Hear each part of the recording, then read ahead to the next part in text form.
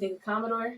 And I'm Chelsea Wynn. And this is the Ironic Pod. We're two complete strangers who wound up being purpose mates, business partners, and best friends in the matter of months.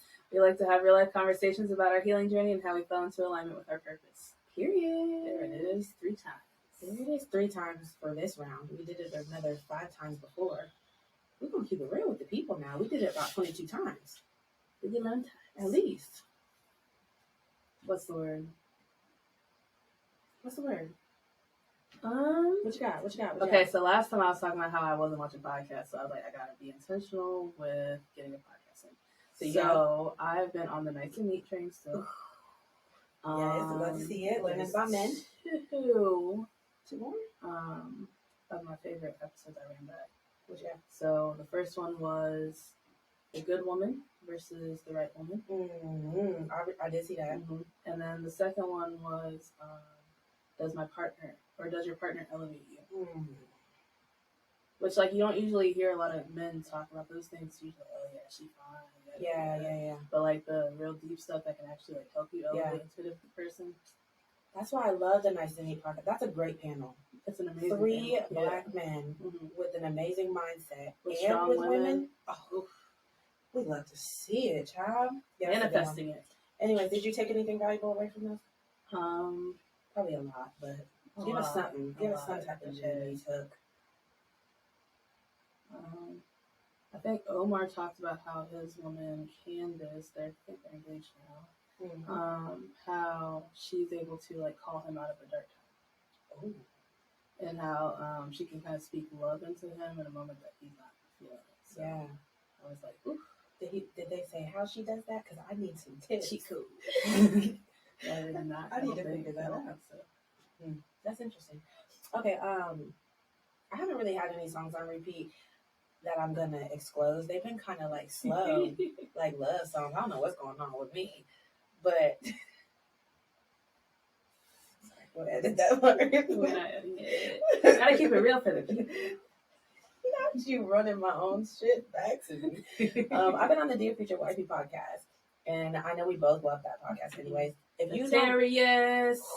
y'all don't watch the Dear Future Wifey podcast, what are you even doing? It is so good. Or I think it's so good. But yeah, I rewatched that episode. It is, please hold on, I wrote it down. Mm-hmm. The Harsh Truth About Dating. Okay. Do you remember that? I never watched it. I swear I sent it to you. You sent it to me, but I didn't get to it. Wow, that was a long time ago. That was a really good episode. I watched that episode. Remember, I was walking through the mall, and I watched that episode like twice, and I said, okay, I've been here a long time. He was with a woman? No, he's with Steven. Who is Steven? I don't know. Steven, he's like a relationship coach or something like that. No. Don't quote me on that. That's a pretty common theme in that podcast. Anyways, there was a lot of gems. It really is. It's really good though. There was a lot of gems, but I wrote down which one I really wanted to speak on. It said, unhealed women search for red flags so they don't have to open up and be vulnerable. Whew. And it hit me in my chest, child. I was like, ooh, we're going to have to talk about that because I need her perspective on that one. That's a humbling statement. I know. You'd be like, ooh, hold on. Because if you really get down to the root of it, I don't want to start off deep, but I really can't help it. It comes from daddy issues, in my opinion, from my experience. Okay.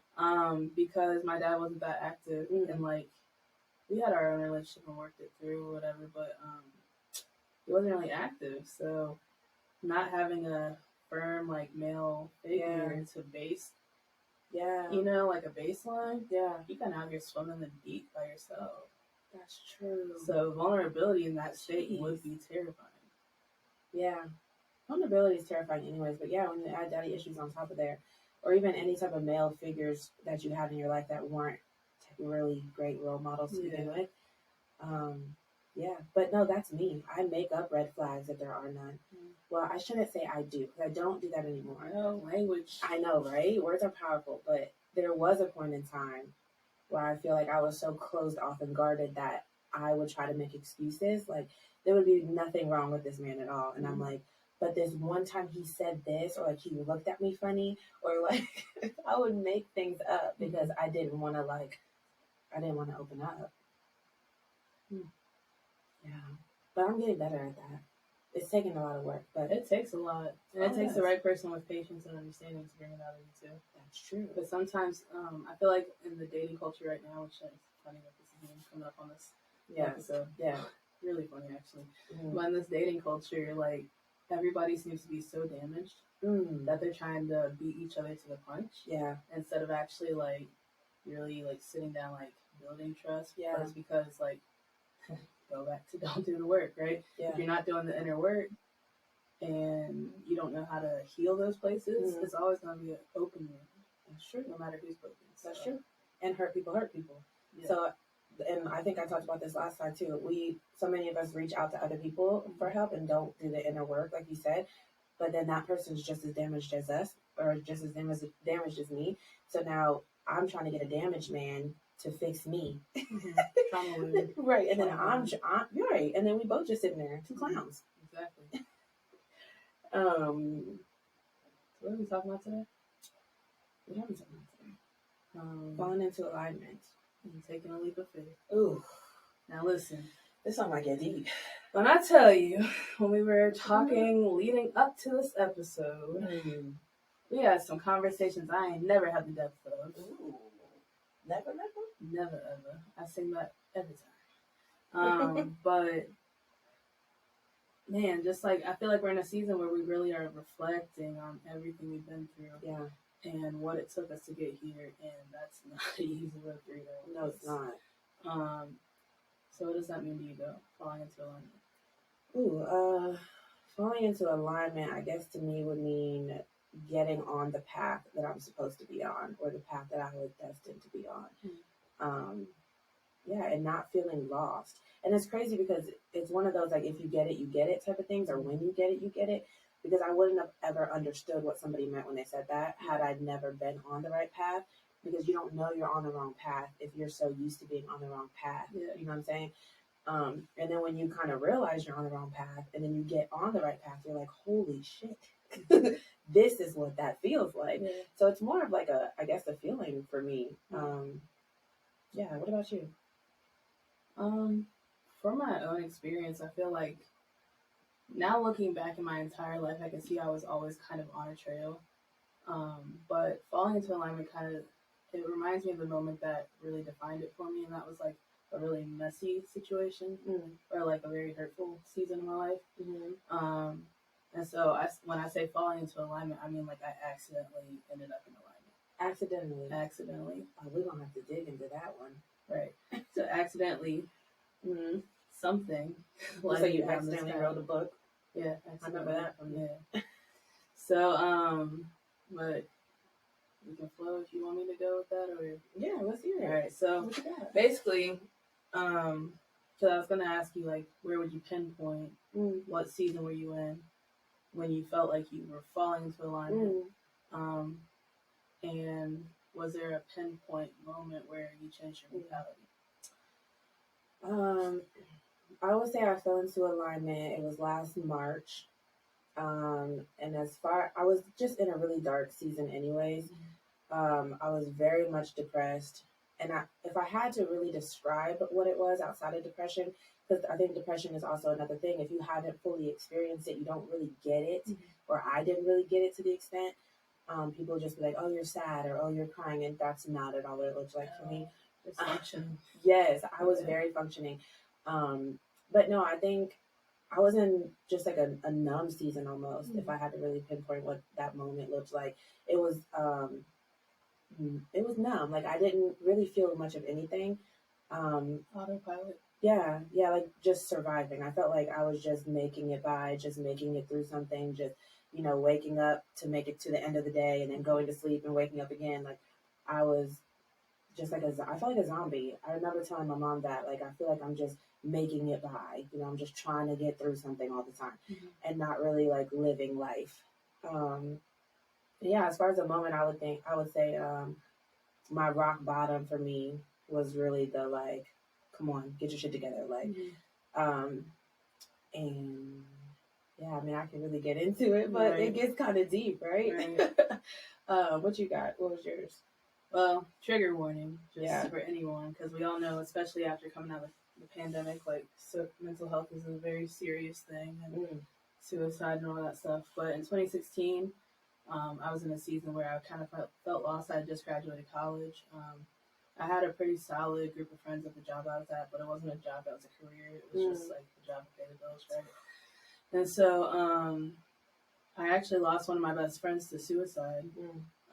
And it was very traumatic because I pulled up as she took her life, which was heavy in itself. So as you can imagine, when you see how easy it is for someone to do it, you can easily get down that rabbit hole of thinking about ways that you could stuff See, like I already that. knew that, and it just hit me again. Yeah. So in that season, like obviously I felt really lost anyway because I didn't have like a purpose. I didn't feel like I had a purpose. But one thing I would say that I try to do as honoring her is she would always pour into people and like give them a compliment a day. Yeah. Even if it was a silly one, like I like your elbows, like to someone that she wasn't a fan of, right? Just to make someone smile. And they always say like it's the happiest people that are suffering. So be kind to everyone, right? Oh yeah. But it was during that season that I was playing with the idea because I saw how easy it was and I didn't feel purposeful in my life and everything, that I actually fell into alignment, right? My mom actually, it's probably fraudulent, but don't charge it to her heart. She applied for a job position without me knowing. That is fraud, yes. Yeah. Very much illegal. What are we doing, Mom? But thanks, Mom. But I ended up getting hired as an intern at my current job. And the very first student, I work with students, the very first student that my director at the time assigned me to talk to was someone who was suicidal. Of course, ironically. Ironic, right? And so as I'm also in the same exact season as the student I'm facing, I'm like, but I'm the one who has the opportunity to speak up in my life. Yeah. And by doing that, that's when I learned that by me serving others, that's when I really like feel the fullest. And so as I've grown into my position, that became my purpose, like just speaking life into someone that felt lost. Gotcha. So that was like my pivotal moment when I started seeing the effects of my words positively affecting people. That's when I was like, okay, like I'm on the right path. Yeah. Ironically, accidentally. Thanks, Mom. Illegally. But yeah, so that was my moment. That's what I got. Yeah. I don't know what to talk about after that. We'll have to edit that out too. Right. Because we didn't want to go too deep. No, that's the thing. I don't know what to say and what not to say. But that's the thing. This is a platform where we're honestly like, we obviously have a connection where we're able to bounce off of each other and have an honest conversation that people can receive and get gems from. And so I just want to stress, like, we have not always been the motivational people. We have not always been the individual who everyone wants to come to. Well, to a degree, they might have came to us, but it might be coming from our advice might have not been coming from the most healthiest place. Right? Yeah. And when I think of falling into alignment, I mean, we described how we met last episode, and that itself you can't make up. Me falling into this job, aside from my mama, you can't make that up, right? Yeah. And just seeing the progression, like we have been reflecting this week so hard. Oh my gosh. Especially within the last 2 days. I done cried so much. I'm tired of it. I'm sick of it. The lashes came off at least 4 times. I could barely put lashes on. I just put them on. When you was walking in here, I was putting them on. Yeah, I had them off all day, just boo-hooing. And let's talk about that real quick, because it's crazy to me when you're in alignment and you're walking in purpose. It's like I feel like as if I go through the same type of issues, but they're different. You know, like I still have fear, but I'm more scared of success, not scared of failure. I'm still crying all the daggone time, but it's out of like, they're almost happy tears, like fulfilling tears and not depressed tears, you know? It's literally feels like the exact same things, just completely different issues. But I feel like that's what the healing journey is. Yeah, exactly. It mirrors, and that's where the whole discouragement piece that I was coming from in the last episode. It comes from a place of familiarity. However, it's just the way you react to it. Yeah. So I could be having all these same daddy issues, having red flags, looking for red flags. But if I know, okay, this person has my best interest, I'm going to react differently. Yeah. That's a learning curve. Life is a learning curve. And I feel like people take it too seriously. People take life too seriously to the point of they're married to how they want to do it and how they think their life is supposed to be. And it might be completely far off the path that they're supposed to be. It usually is. 1,000%. Especially because of the motive. If I'm looking at Instagram, constantly comparing my life to someone else, I'm not going to be like, what can I do for what I'm supposed to do? You know, I'm not going to know because I'm always basing on someone else. Right. And so, well, honestly, because most people don't even know what they want to do. Yeah. Most people don't even know who they are or what they want or to even know that they're doing it wrong. Right. You know, or I guess I can really only speak for myself in a personal note. I had no idea who I even was or what I wanted to do or what I would. So I didn't know that. Not that I didn't know, I was so comfortable being uncomfortable that it felt familiar. Like I felt like I was on the right path because I had been on that wrong path for so long. And once you stay on the wrong path for forever, it feels right. You know, it feels comfortable. And I feel like that's there's a lot of things wrong with the world. Let's be for real. There's a hell of a lot of things wrong with the world. But I think that that's a huge one. People don't know who they are. And they haven't taken a second to even sit down and try to figure it out. And that was a big thing for me too. I sat around like, well, I just don't know myself, or oh, I just hate myself because I don't know who I am. And I made that almost like a fact about myself. Yeah. Like, you're a shitty person or you're X, Y, and Z. When in reality, all I needed to do was take a second to sit down and figure it out, like make sense of everything, right? I'm not slow. I'm not stupid. You know, I'm not all these things that I labeled myself. I just didn't give myself the time of day to even figure out who I am and what I actually wanted, you know? And once I did that, I was like, okay, I'm on the very wrong path. Right. We are nowhere near what we actually want to be doing or where we want to be going. Like, so my question to you is, how did you get out of that pit? Like, what did you do specifically? Like, if you could tell somebody right now, like, these are the things, it's not going to work for everyone, but it might work for the one person that needs it. What did you do?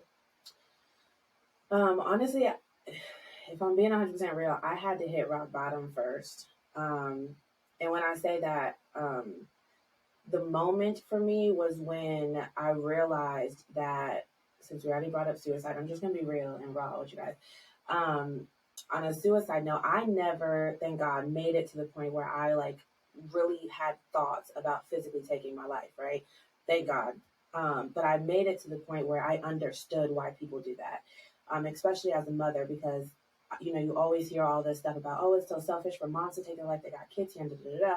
And I'm not going to open up that can of worms because whatever. But as a mother, I made it to the point where I was like, I get it. I get why people do that. And I get how people get that low to the point they take, you know, themselves out of here.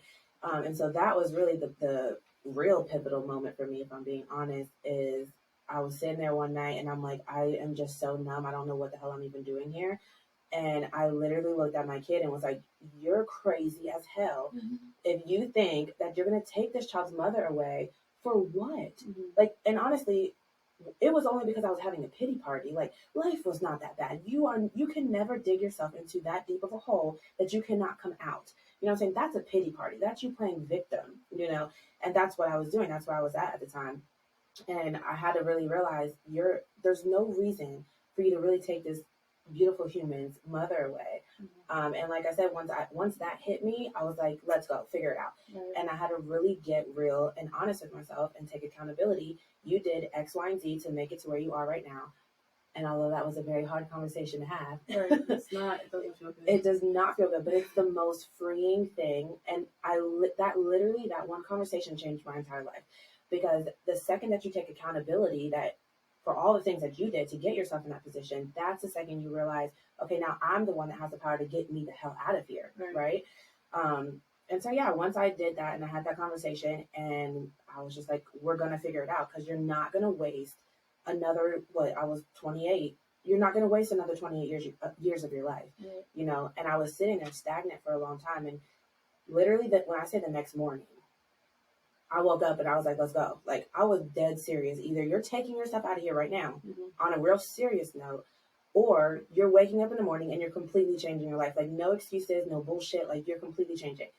And that's what I did. And I have not stopped since then, which is pretty crazy. But yeah, I think getting real with ourselves and really, you know, taking accountability for your own actions, and not even in a way to where it's like you're down talking yourself every second.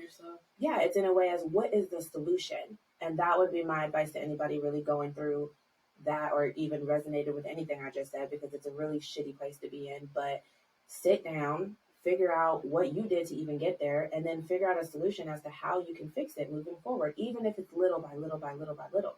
You know, I took huge steps. When I say I moved us out the crib, you know, I started going to the gym. I completely did a whole, life change, reinvented myself completely. But even so, not everybody can do that. Not everybody has a mom that they can go crash with, and and I get that, but take baby steps, do something. It's funny that you said that because we know each other's story to a degree, right? Mm-hmm. And we always talk about timelines where like I might have had a longer timeline, but we got the same fulfillment within our different times. Yeah. Well, the same thing with pace, right? So you say you instantly, right? For me, it was not instant. Mm-hmm. It was kind of like a secretly incremental moment. Mm-hmm. And starting from that point, I was trying to take inventory of who's in my life and why do I feel the way I feel and what am I allowing? Because obviously, let's just be real. Always, okay? Let's just be real. If you are seeing the same themes in other people, you're the only consistent factor. Only common denominator. Literally. And so I had to think about that. And I remember I had a journal. I was writing my journal heavy during that time because that's how I did a lot of self-discovery. Yeah. And I would literally do a self-check-in, and I would write down, what am I feeling? Yeah. What do I want to feel? And how do I have to get there? Or what do I have to do to get there? Right? Yeah. And to see it on paper, I realized the power in like calling it for what it is. Oh, yeah. No matter what it is. Yep. And we even talk about that when it comes to discernment even. If you call it for what it is, I know that I'm going to get triggered here, here, here. It takes the power away. Mm-hmm. It really does. Mm-hmm. And so when you literally see on a page, this is how I'm feeling, this is the issue, what do I want to change? All of these different things. Now what? You have to hold yourself accountable because it's on the page. Yeah. It's easy to have it in your mind, but then you can be like, oh, but woe is me. I experienced this and no one's here for me and no one ever had my back. Yada, yada, yada. But you have the power to change the victim mindset to a growth mindset. And I actually did an activity with my students recently where I had them list what are the top lies that you hear yourself saying all the time. The top lies. So you might know it as you might not see it as a lie, right?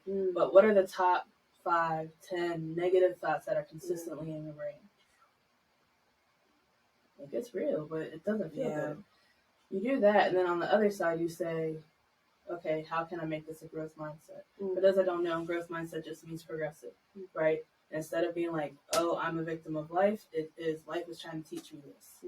And I feel like if you find the silver lining in anything, you'll never have a regret, a mistake, nothing, because you learned something. Yeah. They always make taking L's a bad thing, but lessons. Literally. And you can find there's no losses. Anything. People be calling me crazy because I'm like, that's a lesson. I'm going to learn something from anything, even the dumbest things ever. I don't care how small the lesson is. And that goes with mindset. Change your mindset. Change your perspective on everything. How many videos have I made on freaking TikTok where I'm like, I learned this from driving. Like, and I get it, I'm being silly, but at the same time, I'm really not, because you can learn something from every little thing. And when you stick to that, even when bad negative things happen, what did you take from this? I don't care how small it is. Literally. Focus on that. Focus on the small little thing then. Why am I going to go through the pain and be miserable when I can just go through the pain and get the lesson out of it? Exactly. And that might be a puzzle piece. It is a puzzle piece. We be talking about puzzle pieces. We be looking for puzzle pieces in our lives. And it be working. Man, I mean, it's working this far. Yeah. It be working. It be working. It be working too fast sometimes. It does. It does. I want to talk about daddy issues now. Oh, shoot. We weren't even going to open this can of worms, but you brought it up, and I'm like, Flirted with it. What? Define daddy issues. What do daddy issues look like in your life?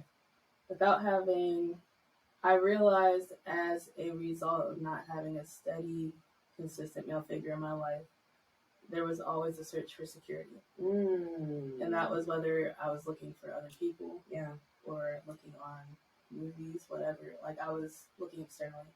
And so that was a big thing for me. It also, to be honest, it made me uncomfortable around men.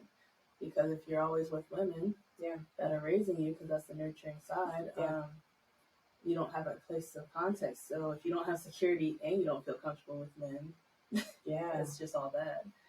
I don't really. Those are the two main ones for me. Because I realize that's what I crave in all relationships, platonic and romantic and everything. Is to have security where like they're not gonna switch up and stuff like that. But what I did, let's get deeper. I define myself as a woman of God. So, ironically, trigger word at this point. But yeah, so my dad was inactive. He wasn't completely absent, but he was inactive. I've always had a really good relationship with his family. Those are my people. That's I good. enjoy hanging out with them, all that stuff. So I didn't feel that big of a void there. However, there was a void. And then he passed away when I graduated from high school. So literally like a couple months after I graduated, he passed away. And I realized that, you get so fixated on a narrative that you put someone on. But as I've grown, I've realized like everyone in our life, parents included, are their own people with their own problems, their own traumas. And let's be honest, a lot of people never had the safety or the comfort to open up and kind of reflect on themselves because they've had to be on FOMO all the time. Yeah. So, ironically, as I've grown in my faith walk, I've realized that there's been a healing process with my dad. And so where I hurt in areas when he was alive, now I feel like I'm closer to him now that he's not alive because I'm able to see him for a human being and not the figure that's the cause of all my insecurities, right? And so that was a monumental thing for me. And now, like, I'm proudly like, I'm a Mars daughter. Like, I'd probably be like, oh yeah, I'm like him in this and this. Wow. He loved music. He was always the person that everyone went to for advice. He was always the wise one. He was very spiritual. I'm like, of course I was a Mars daughter. But it took me taking a hard loss, right? It took me going through one of the darkest moments of my life, losing a dad that you thought you would have more time with to get better relationship with. Losing him suddenly like that, it forced me to kind of have to heal. So I got a lot out of it though. Wow. Yeah. So question, not to go even deeper, but how do you feel like you healed from that after his passing? Do you think it was just a spiritual type of encounter, or do you think it was like it had anything to do with your own personal healing journey? Or how do you feel like you even healed with him being gone and not here physically? Well, I've mentioned before that I didn't really have a background in like believing in God. I was always exposed to religion and people that practice it, but it never like resonated with me. And it wasn't until he died that I started playing with the idea of God, but I never called it God. I was just like, oh, my dad's watching over me. Okay, so you called it your dad. Yeah. Got you. Which, if you're religious, or if you're even Christian, or however you want to define it, I mean, that's a father figure in some right? So that's kind of how I started playing with the idea. And then I went to school for international studies, which is very vague, so I was able to kind of study whatever I wanted. And I had a curiosity on this divine being that everybody talks about, whether you're Muslim, Hindu, Christian, atheist, everybody's obsessed with the idea of it, right? And so I started digging a little deeper, and whatever helped me grow and healing in that moment stuck with me. And it kind of like was puzzle pieces, honestly. That's crazy. Yeah. I mean, not crazy. It's very intriguing, I guess, to hear that it sounds like you almost feel closer to him now that he's gone than you did when he was here. Like you had a totally different narrative about him when he was here physically. And now it sounds like you can almost connect with him spiritually, which is just crazy. Literally. And I feel like it's helped me get to a place where I can share that with those who lost someone, right? Like, obviously, like, I lost my dad in 2011. I didn't really know him as much as I knew my best friend who took her life. But taking those major losses obviously doesn't feel good. And it feels like you're doing something wrong. But I realized that it's helping me help those close to me heal from their losses, right? Because I can say, well, once you get past this barrier of this loss, you can start feeling them everywhere. You know what I'm saying? Like, instead of only thinking of the hurtful moments, you can think of them just being around. And I would say a book that really like changed my perspective was When God Winks. And I started reading that in like 2018 or so. When God Winks? When God Winks. Something Squire or something like that. We'll have to get the name, but it's basically just a book of testimonies in a sense, and it's just people listing like all these little signs. We always ask for signs, but sometimes we don't realize that God is a lot closer than we think. And that's the book that made me really start thinking about it, because I still had the mindset of my dad, right? So when I started reading that book, I was like, what do you mean? Like, he's this close? And that's when I started telling people, let's get a little deeper. And this is not like us trying to convince anyone like God is real. We know he is to us, but you don't have to use that word, honestly. Yeah. You can say something's looking out for me. Yeah. Literally. As simple as that. But what I realized was if we continue with the narrative that God is from above, then it kind of feels like God's always looking down on me, which means I'm being judged, right? Right.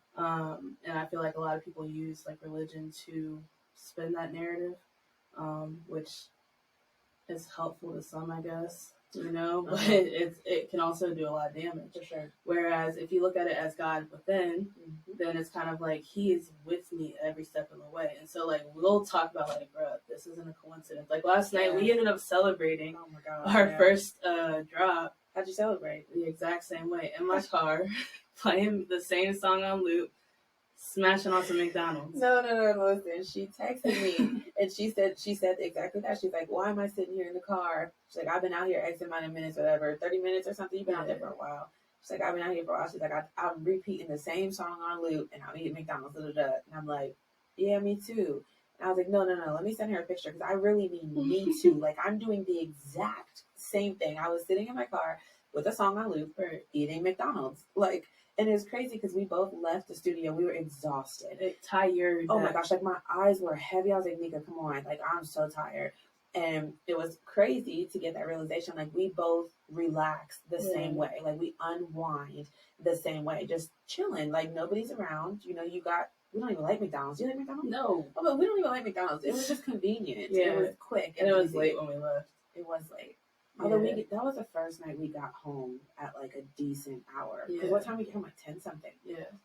But I do want to just point out again, like it took us going through some of our lowest moments to even get to a friendship that's aligned. Oh yeah. And like we talk about how insane, like when I tell you, like we've been given provision for things that are like years away, maybe not too long. Yeah.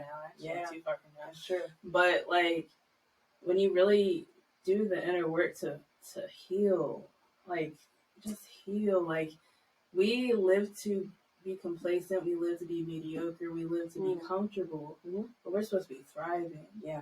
You know, and I understand the whole surviving thing, but at the same time, like eventually you're going to get out of that situation. Yeah. And you have to get yourself out. It's a mindset. The mindset holds you longer than the actual physical place. For sure. And like I said, a lot of people, most people don't even know that they're unhappy. You know what I'm saying? So it's like they don't believe that they can thrive because they think that they're already living, and like you're not living. Making it by, that is not living. That's not a life. I was talking about this in a live the other day. I was like, I worked in healthcare for 6 years.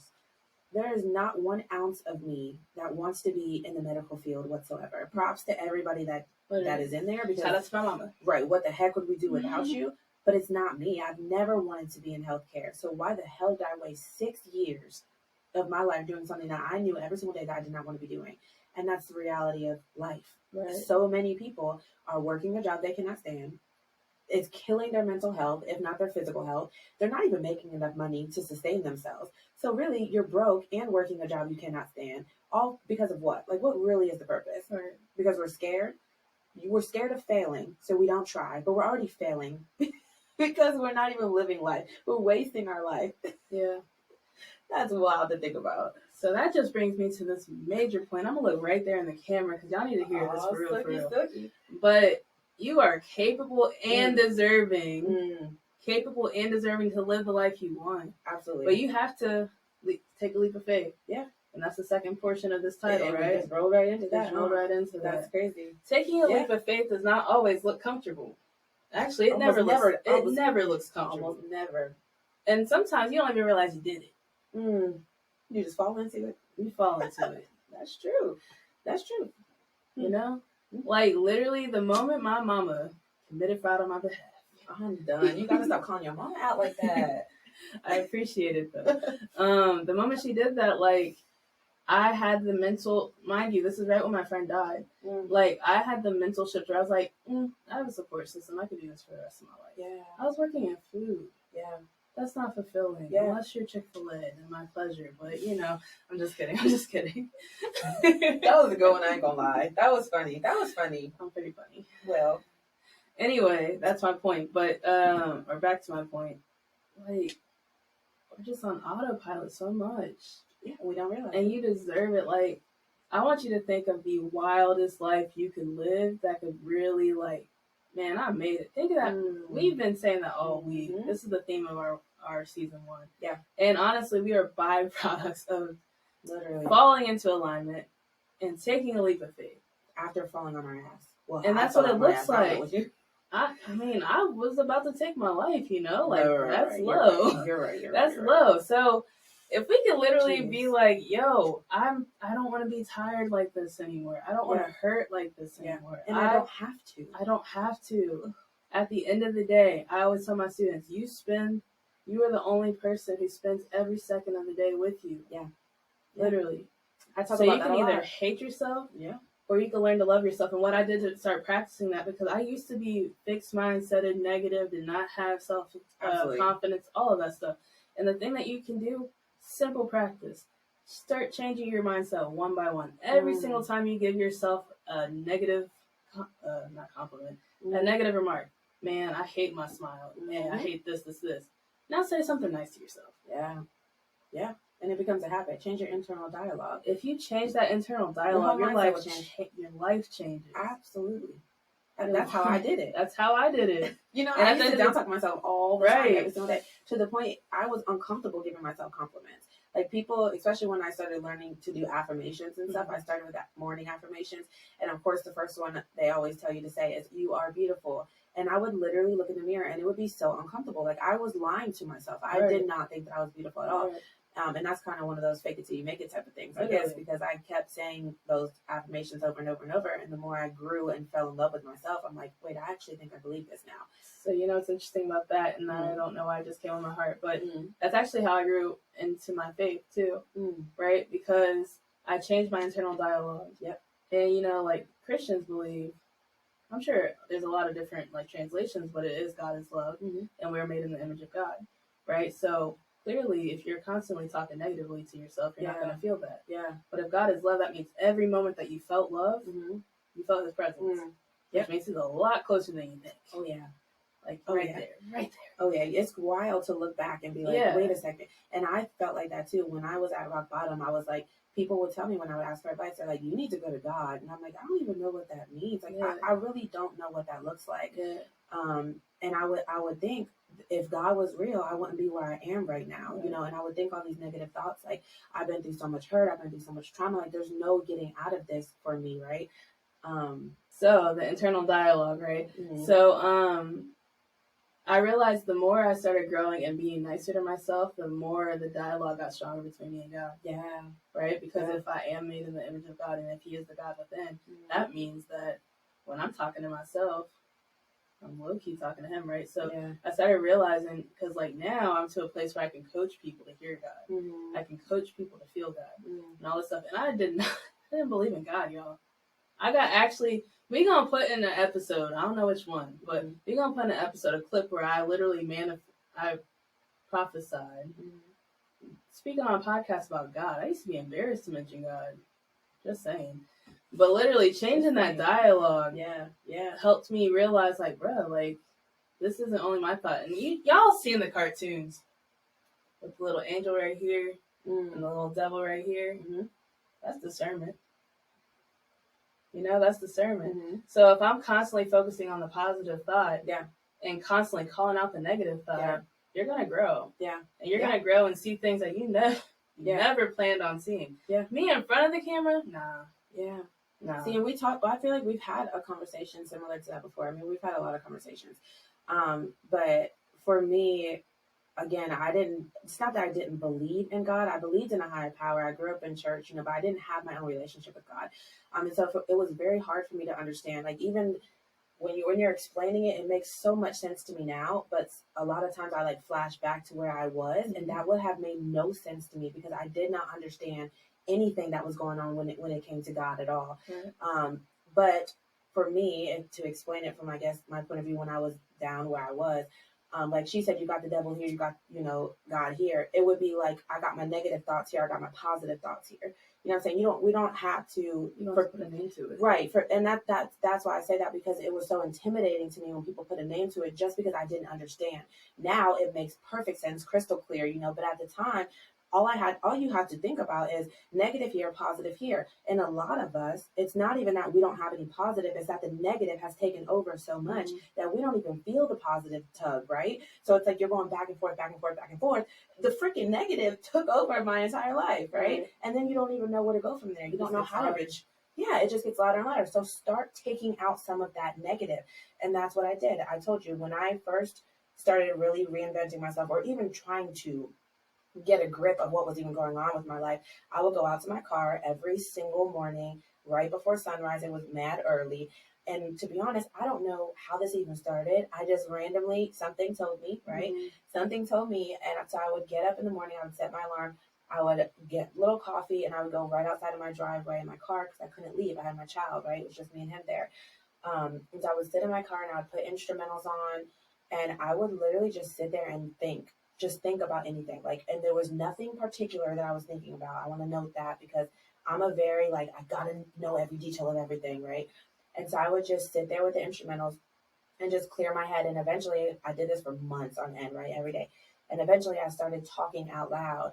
And I was like, I don't know why the heck I'm speaking out loud, right? And it was like a brain dump for me.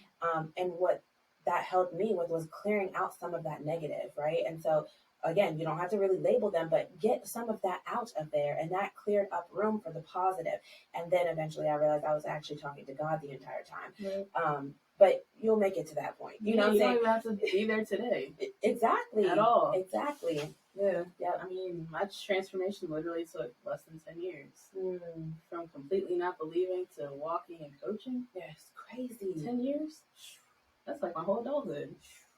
Literally. Yeah. But what you said kind of reminded me of taking a leap of faith, right? And it reminded me of a quote I saw, and I wish I could find it again so I could share it. But it was essentially, I don't want my disobedience to be the reason that someone doesn't get their freedom, right? And so that brings me to, like, when people say, like, oh, when I gave my yes. Yeah. And in a season that looked confusing to me, I realize now that my yes completely fast forward my whole entire life. It kind of like projected me into this huge future that I never could have even imagined. Never. At all. Me in front of the camera? Come on. Me in front of the camera? But, and it makes me realize the importance, like, I think of this South African proverbs that I heard when I was in South Africa, and it was Ubuntu, and it means I am so you are, or you are, something like that. I'll get the exact wording of that. But basically, it means that we're all connected, right? And so I think of how my yes is literally changing people's lives. Yeah. You know, like, I would never have a platform, but I wouldn't have a platform if I didn't have something that was valuable to someone. Yeah. You know, and like, you get more people to speak to and everything like that. So I think of how we're all interconnected and everything. And my yes, I've seen it firsthand in my family. Yep. You know, I've seen it firsthand inspire my family to grow differently in God, to seek therapy, to seek any other wisdom outside of what we know, because our norm is not our norm. Or our norm is not norm, right? It's not normal sometimes. Dysfunction isn't normal. Yeah. But we just grew up and was raised on it, so it looks like it was. She gonna sip her tea on that one. That is a whole episode in itself. Right. It's just amazing because, like I said, we've been in a go these last few weeks. So to sit in the moment and see, like, the outcome and see just what people are saying off the first episode. Yeah. Like, I was over here batting my lashes all day. I was boo-hoo crying. When that person, there was one of my followers on TikTok, added me on Instagram a little while back, and she messaged me, and what did she say? I sent it to you. Taking notes. Yeah, when she said I was taking notes. I'm like, from my dysfunction? Oh, I was already crying already because we were sending each other messages back and forth just because we both, you know, people were messaging both of us, saying that they had watched the episode. They really took a lot from it. People at the gym were talking to us. That was fun. At the gym this morning, they were like, I watched it. It was so great. And I'm like, oh my gosh, you know, like, it's different too, because when you're talking about real things that you're like, and really being vulnerable, it's completely different. It's not like you're just running a small business or something. You're speaking your real life, you know, and when people resonate with that and you're like, I'm first of all, you think so? I'm not crazy. I'm not tripping. I'm not just some, And you're psychopath. learning from me? And you're learning from me? From me. From me. Huh? When I tell y'all a year ago, I was nothing. Or I felt like I was nothing. Right. Like there was nothing motivational about me a year ago. It blows my mind to think about, because when they say like you go to God and He gives you twice as much as you ever even think to ask for, right? When I tell you, and we talked about this, I think it was today too. I was like, bro, I didn't even pray for none of this stuff. When I tell you, this is like the bonus stuff. This is a complete bonus. I never would have even thought to do any of this. When I prayed for like the most. It sounded big to me. You know what I'm saying? Oh, I want this house. Oh, I want this job. You know what I'm saying? And God's like, nah, yeah, we gonna give you so much more than that. And it's funny you bring up, now that I think about it, ironic, daddy issues and all that stuff, and like what it stirred up in me. I realized that the security always made me want a partner, right? Yeah. And so that's like a husband, but I didn't know it was gonna be a business partner too. Yeah. So, we ain't gonna give all the details out, but it's just crazy to see how like he really hears what you're saying, like the way he tricked me. Have you ever read the book? Sidebar, sorry. You need to. It's called Bamboozled by Jesus. No, I don't think I have. Yo, Yvonne Orgy or something. She's on Insecure, but yo, that book, amazing. First off, because I literally walked it. Like, he tricked me into this. He tricked me into this. He knew exactly what I wanted, and that was a partnership. So he promised something to me. Everything that could come against that word has happened. And now he's preparing me to see it all come to fruition. And some. It's a lot. That's a lot of emotions. It's a lot of emotion. Man. Hence all the lash off moments. Oh, yeah. But I haven't ruined a pair yet.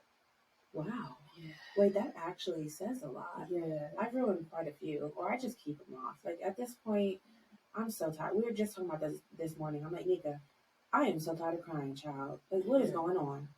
I said, this is why I'm dehydrated. You did say that. You did say that. Not to mention, we haven't been drinking much water. Right. We haven't been drinking enough water at all.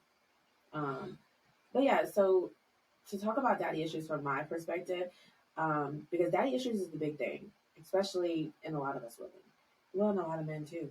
I think parent issues. Parent issues. Yeah, and you brought that up too. Yeah.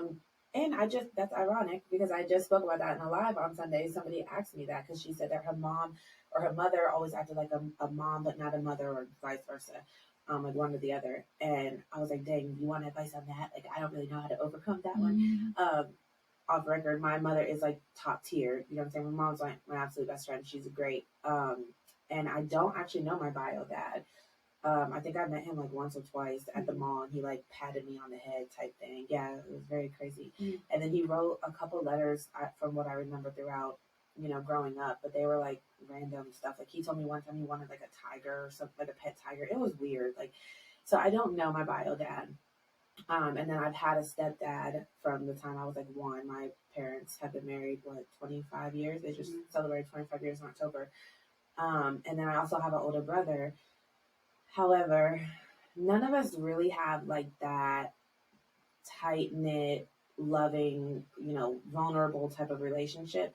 While I know like they're there for me, I have like protectors, like bodyguards if I need them. My brother's a police officer, so I got that down. But as far as men that actually poured into me in any type of positive way, I know my big brother won't watch this, so I'll just be honest. I sent him my first ebook when I wrote it, and I was so excited for him to read it.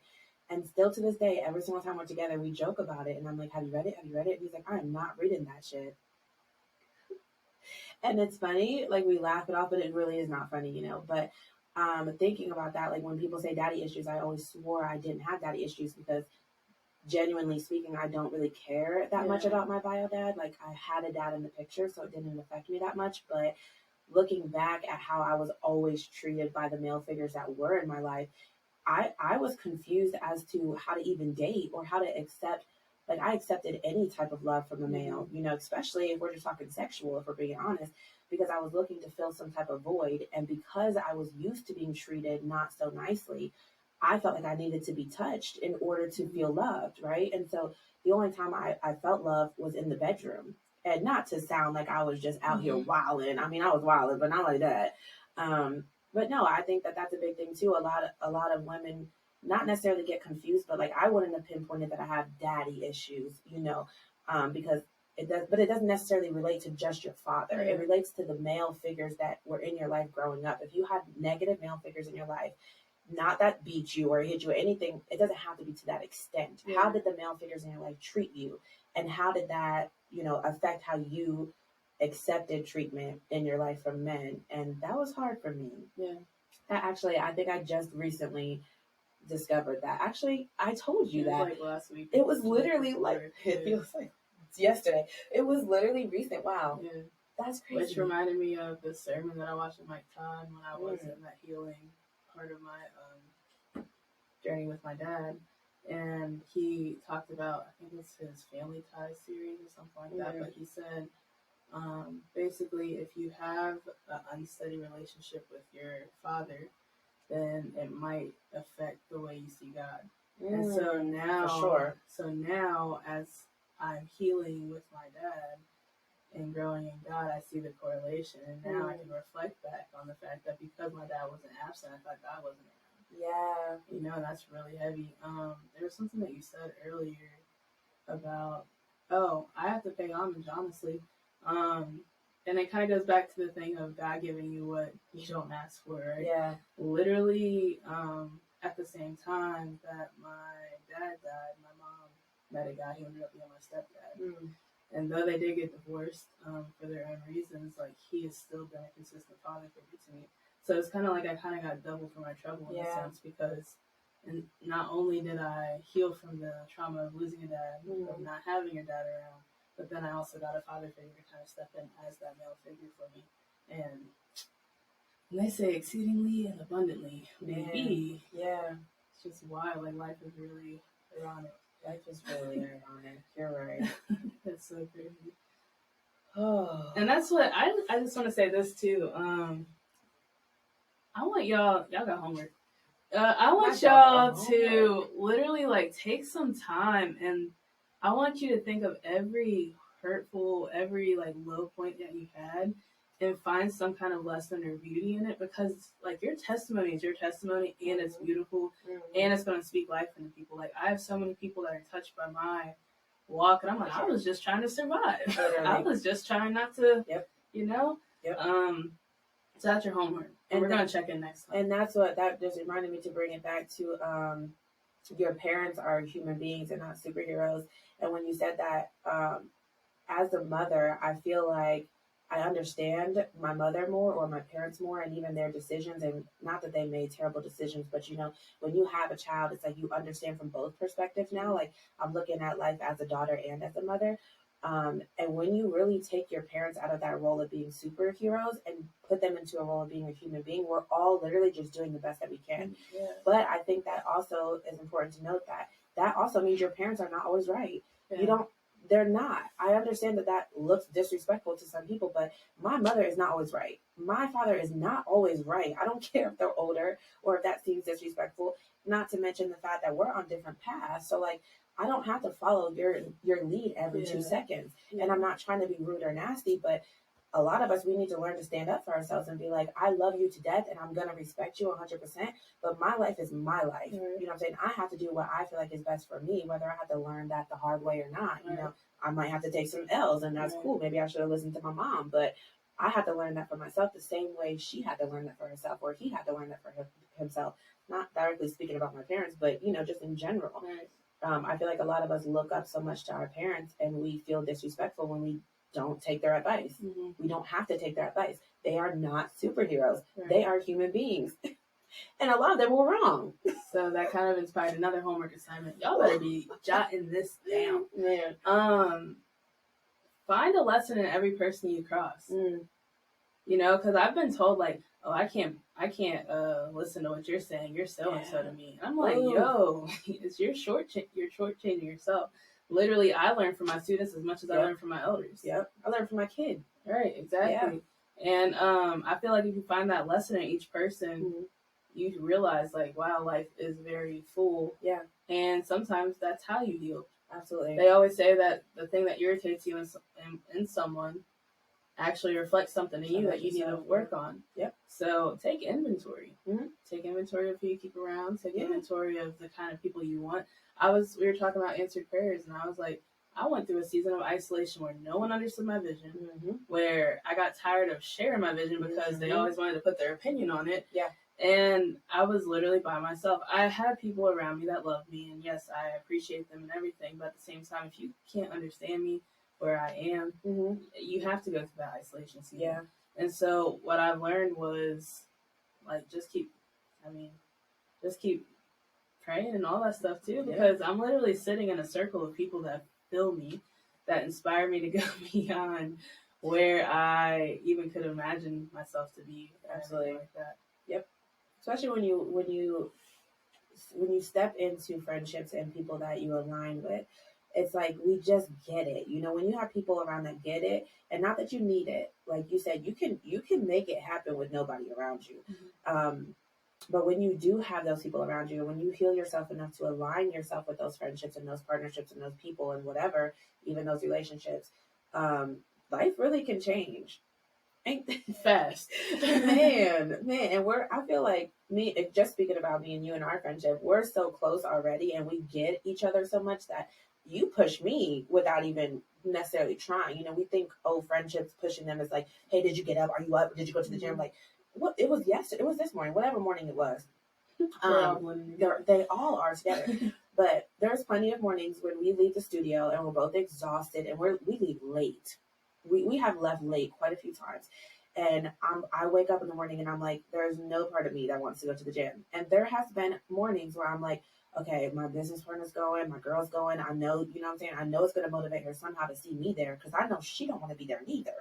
You know what I'm saying? And then it's like we kind of push each other without intentionally really pushing each other. Like, I don't text her like, hey, are you going to the gym? Because if you go, I'm going to go.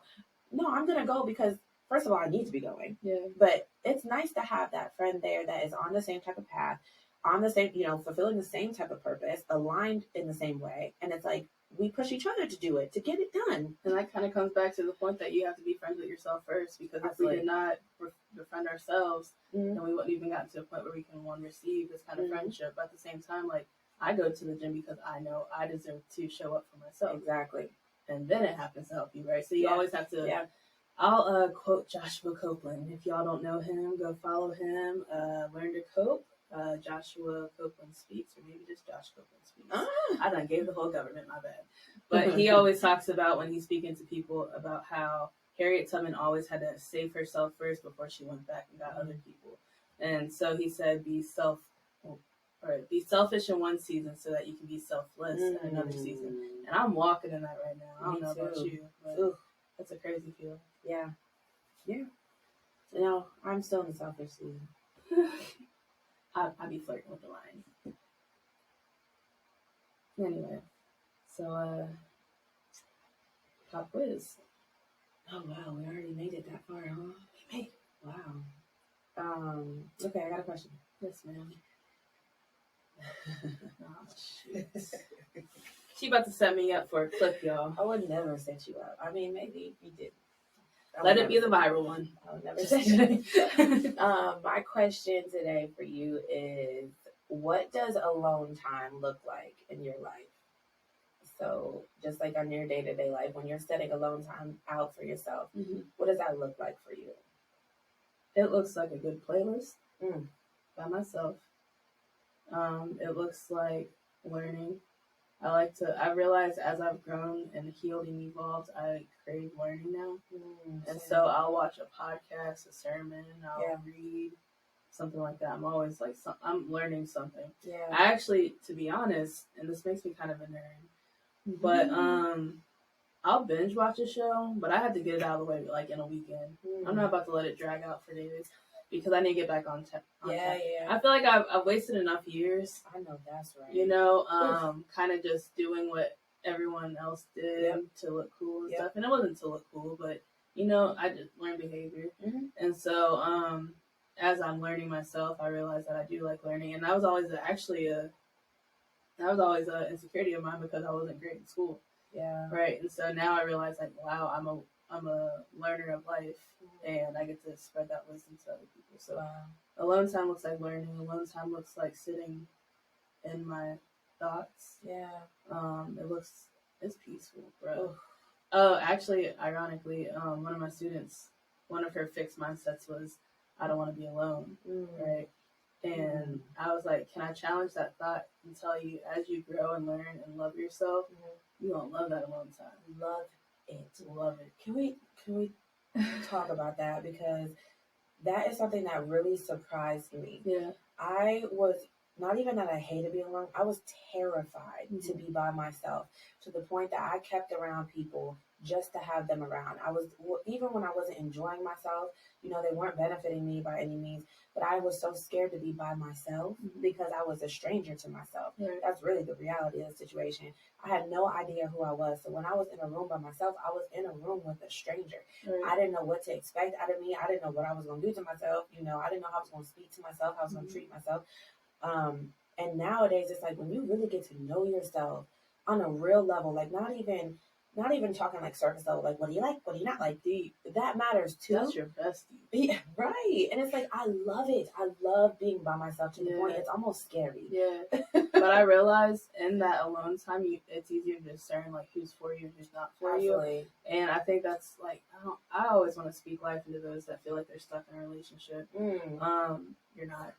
Absolutely not. You are not, and you deserve to be loved the way you're supposed to be loved, and you deserve, like, I don't care where your past is or anything like that, like, you deserve it, and you're capable of getting it. That's my, like, 2 trigger words that I've been, like, living by, like, because imposter syndrome is real, especially when you start seeing growth very fast. Absolutely. And what I'm realizing is I am capable of living the life I want, and I'm capable of and deserving to live the life that I want.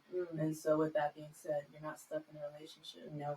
But I sure the hell can understand how you feel like you are.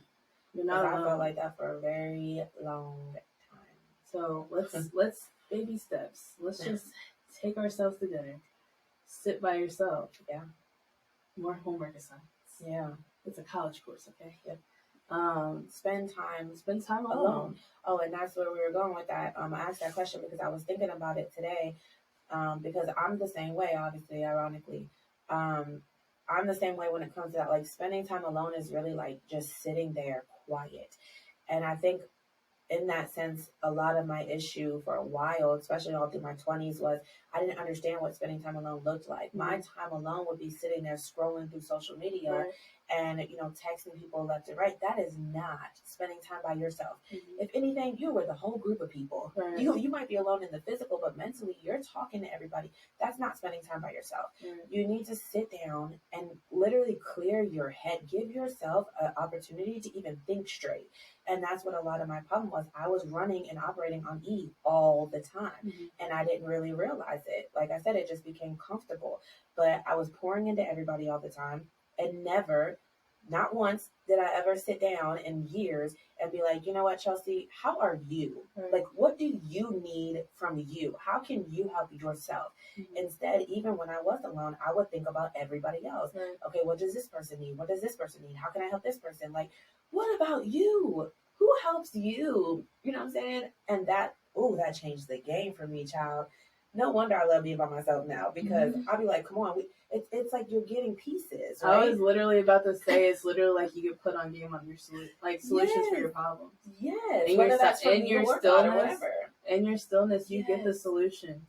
Yes. You get the cheat code to all these messes that you find yourself in. Exactly. And you realize why you shouldn't have been there in the first place, and you heal from it. Yep. But you got to get that alone time. Yeah, and that's hard, especially, and not to get deep, but especially as a mother, it's very hard, or it was very hard for me to not feel that mom guilt every single time I stepped away and tried to work on myself. And I think that is what kept me even in that relationship for a long time, because I was scared to step away and take any ounce of love, time, or energy away from my kid. And I felt as if that almost made me a bad mom, you know, as if we have to spend every waking hour with our child to be considered a good parent. Honestly, you're a good parent when you take care of yourself, right? Like, it's more selfish of me to not take care of me. because my child is not getting a good version of me if I don't even have a good version of me to show up as. Right. And the second that I was able to really pour into Chelsea, I was then able to pour into my child in a completely different way. Not to mention friendships, relationships, and all those other things. Those all just came included as a little bonus, a little cherry on top. But that's that comes back to leading by example. I feel like as I learn myself, I get to lead by example and literally show people what it looks like to go from not believing to walking with God. What it looks like to fall into alignment on accident. And find like where you're supposed to be. Like so many people are like, Nika, your growth is amazing because they knew that I was living on autopilot. And let's be honest, I was living on an autopilot until probably 4 years ago. 4 years ago. We'll get into why, but later. But 4 years ago. That was only 4 years ago. And you can completely change the trajectory of your life. Oh yeah, you can change overnight if you really want to. It's all in your mind. Literally, she did. I was gonna say, literally, it's been a year for me. One year this month actually, because it was last March. I moved out of my house April 1st of last year. And yeah, it's been a year transformation. And you change your mindset, you change your entire life. You change your perspective and everything. It's a domino effect. You know what I'm saying? Or I guess, no, that is facts. I'll be really sitting here trying to like, oh, well, maybe for just me. No, that's the reality of the situation. Right. You change your mindset, you change your perspective, you change your entire life. Everything comes after that. The physical, the spiritual, everything. I wouldn't have even found God had I not found myself. You know how many times he tried to... Literally. And that's the consistency. Like, that's a consistent thing. Yeah. You show up for yourself and everything falls into line. It really does. If I'm proof of anything, I'm proof of that. Me too. It's crazy because I've been posting videos and stuff and been on social media and I've been under, like, people have been watching me, whether that's on social media or in person for the past year. I've been very vocal about my, challenge and really reinventing myself and all these things. I've been very vocal about my journey. But I was not vocal about how I got there. Like, I was not on there speaking about God all the time. I brought it up. I would say it in certain little videos, to kind of, but I feel as if God almost made it, like he was very intentional about, I want people to see me through your journey. Don't say a word. You don't have to speak nothing. They're going to see it on you. Yeah. You know what I'm saying? You see it on me. When I walk into a room, I can't hide it. Like, and not to mention, that was really hard for me just talking about like friendships and stuff like that. I was thinking about that today at the park because people are so used to people being shitty people and they're used to people switching up all the time. And I would always come as like this sweet little kind, genuine little thing. And people always thought I was going to switch. And then eventually that made me not even want to be friends with anybody. And nowadays it's like now that I'm more vocal and I'm like, this is who I am, baby. Like, that's God. That's favor. That's, you know what I'm saying? Like, and I didn't know that. But now I know that. If you don't know, now you know. Yeah. I went this whole episode not singing until just now. You almost made it. Almost. I don't think I... But guess what, y'all? We made it. We did. Ooh. Oh, and now we about to help them make it, child. We all finna make it. We winning. We up. We eating. We have plenty of space at our table. We do. I mean, they some pretty... All right, you ready for my pop quiz? Yes, go ahead. I want you to name an individual that sowed a seed into you that you're seeing harvest now. Let's put that in plain terms. Who is someone that poured into you and now you're starting to see the effects of what they said?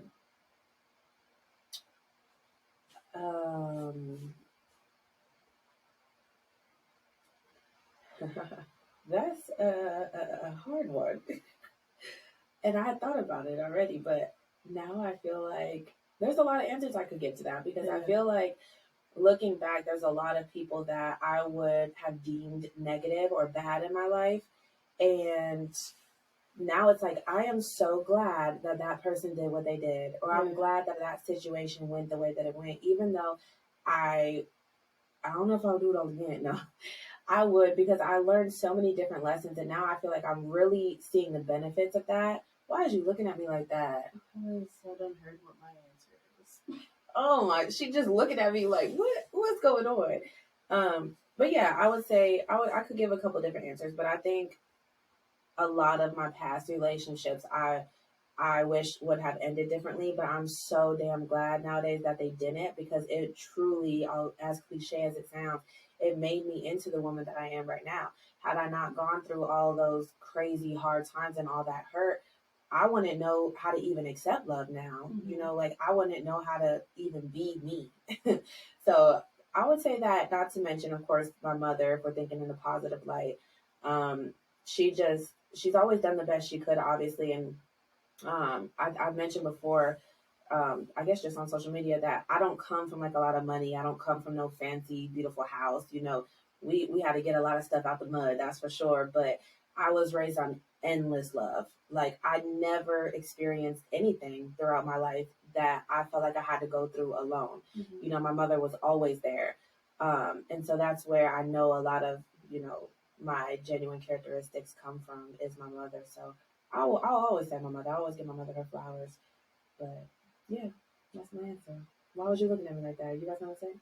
I was thinking, when we answer this for each other, we tend to think of our own response. Yeah. So that's kind of what it was. Yeah, it was. But it's funny. Like I realized I've always been a victim of circumstance, right? Mm-hmm. I've never really had anyone pour negatively at me intentionally.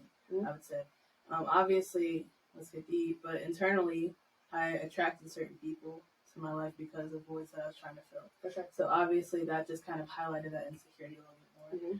Mm-hmm. Whereas I did have, I would say, 4 individuals that really kind of spoke life into me, maybe 3. Mm-hmm. I can't count on the fly. But the first one is my 6th grade teacher. She, I was like shy, and it was because of a lot of trauma that I experienced as a kid. So like it made me kind of like go inward, which is funny because that's how I'm finding who I am, going inward, right? Yeah. But full circle. Huh? She used to force me to ask her a question every day after class, and it was just to get me to practice talking, because I was so deathly shy, right? Yeah. So that was something, because now I'm in front of the camera talking. Yeah. The second person was, I went to South Africa when I was in my undergrad, and the professor, first off, she accepted me on the spot, and I did not meet the requirements of that trip to South Africa. But she literally, you could see in her eye that she saw something in me, and I didn't understand what it was. And that same look was the same look that the director who sent me towards that student to help them. Gotcha. So those are 3 monumental ones. And then I'll say there was a past relationship that really poured into me. Yeah, and positive or negative? Positively. Calling me out on stuff that was a hard reality for me. So making me realize that I lived in autopilot, telling me that I needed to invest in myself. When you have those people, you gotta hold on to them. In like a genuine way, or did you feel like attacked when he said this? Like, what were you talking about? My insecurities made me feel like I was attacked. Okay. In my healed state, I realized he was planting a seed. So now I realize that everything that he was saying to me, I am now repeating to others in the masses, which is such a crazy feeling. So yes, it is. It's pay your people some flowers, give them their flowers when they do make that deposit into your life. And pay attention to the people you keep around you, because some people, that's why I asked that question, because some people, they be low-key hating, or low-key, trying to make you feel some type of way, or even pinpoint your insecurities a little too daggone much. Like, if you leave that person and your energy feels drained and off, baby, maybe that's not the person you're supposed to be around. That's what you should base everything off of. For sure. Well, how do I feel around this person? Yeah. But you can feel when it's genuine. You can feel when that person is sowing seeds into you, especially when they say something and you would have taken it negatively if it was somebody else, or even you could tell when it's your insecurities taking it negatively. And then you think about that later on and you're like, dang, that really helped me. They did that. You really helped me. They did that. I know that. Sorry. All right. I think that's the episode, yo. All right. So, follow us on all social medias. How can I follow you? You can follow me across all platforms at All Things C-Win. All Things C-Win. People always mispronounce that. They always misspell that. It's All Things C-Win. Chelsea Win. We'll make sure you guys get the little, For sure. Too. It'll pop up right here. But I'm just kidding. I don't know if it will. Right here. But I like to spell mine out, because so many Starbucks orders got my name wrong. I get your name wrong. It's not really that hard. It's 4 letters, but at NIKA JCOMM Odore. Nika J. Commodore. Commodore. All platforms. And where can they find us? They can find us on all platforms. Well, pretty much. At The Ironic Pod on YouTube. Spotify is where you can watch our episodes. Yep. You can follow us just on social media with Instagram, TikTok. Yeah. Is that it? Yeah. There's something else. That's it. TikTok and Instagram. Yep. It's a wrap.